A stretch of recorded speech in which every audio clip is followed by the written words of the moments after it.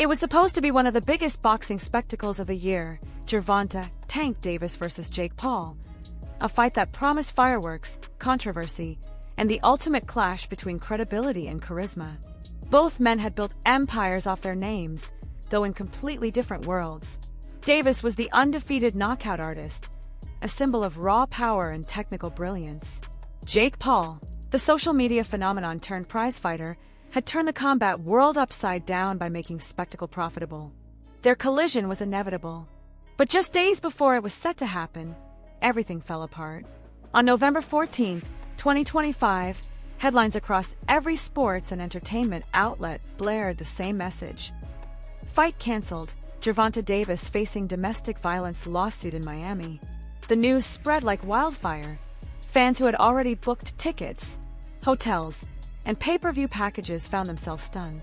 The promotional posters, the face-offs, the trash talk, all of it instantly turned to dust. For many, this wasn't just another canceled bout. It was a cultural implosion. The night before the announcement, Davis had been seen training in typical form, intense, focused, silent. Insiders said he looked sharper than ever.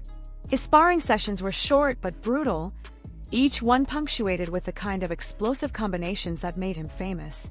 The plan was clear: knock Jake Paul out early and make a statement that would silence every critic who had ever doubted boxing's legitimacy against YouTube showmanship. But behind the scenes, the situation had already started to unravel. Reports out of Miami allege that Davis had been accused in a civil domestic violence lawsuit filed just 48 hours before the fight. While details were initially murky, court documents suggested serious allegations involving an incident at a private residence earlier in the month. Davis's legal team immediately denied the claims, calling them false, opportunistic, and timed to derail a major career event. Yet, as the news cycle picked up speed, the narrative grew more complex. Promoters tried to hold firm. Negotiations reportedly went deep into the night as both camps and event organizers discussed whether the show could go on. But the optics were devastating. The Miami-Dade court confirmed that the lawsuit had been filed, and the press swarmed. By sunrise, the decision had been made. The fight was officially off. Jake Paul wasted no time taking the narrative into his own hands. In a press conference that afternoon, he stood in front of a wall of flashing cameras and declared, "This is why boxing needs accountability. You can't represent the sport if you can't represent respect." It was a soundbite built for virality.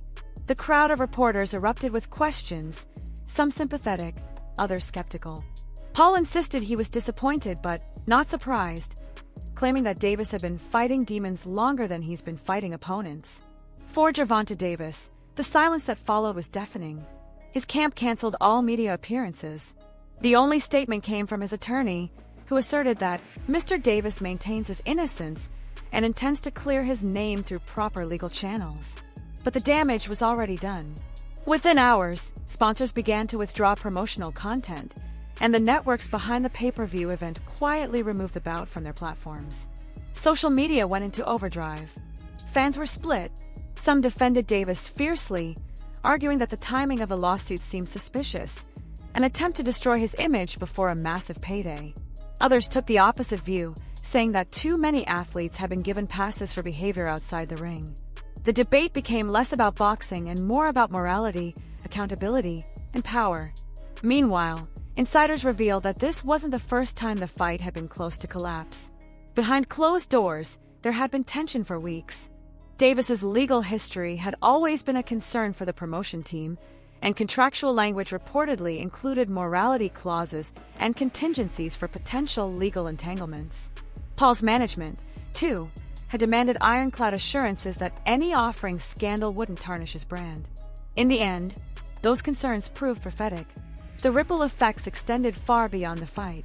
Broadcasters, trainers, and even rival fighters began weighing in.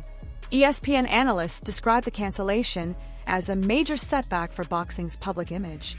Showtime, which had been involved in preliminary distribution discussions, faced backlash for its association. And the city of Miami, where the fight was expected to inject millions into the local economy, suddenly faced empty arenas and canceled hotel bookings. But what truly drove Floyd's sudden reappearance wasn't just competitiveness, it was legacy. Those close to the boxing icon say Mayweather's hunger to remain relevant, even years after his retirement, has kept him chasing the spotlight through exhibitions and media ventures. Now, with Gervonta Davis, his protege, embroiled in scandal, Mayweather seemed determined to remind the world that he, not Jake Paul, was still the face of boxing's greatest era. Reports even suggest that Mayweather is considering a fight with Mike Tyson, another move that would dominate headlines and keep his name front and center in a world now obsessed with crossover bouts and celebrity spectacles. While Mayweather's announcement stirred excitement, the situation surrounding Gervonta Davis continued to darken. His legal troubles in Miami drew comparisons to previous incidents that had already damaged his reputation. Critics argued that Davis's pattern of behavior could no longer be ignored, while supporters maintained that the timing of the lawsuit was too convenient, designed to destroy his career just before a major payday. Some questioned whether Netflix and Jake Paul's team had acted too hastily in canceling the fight, pointing out that many athletes have competed while facing active charges.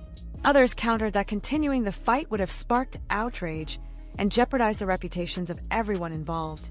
As the legal dust settled, Jake Paul remained unusually quiet.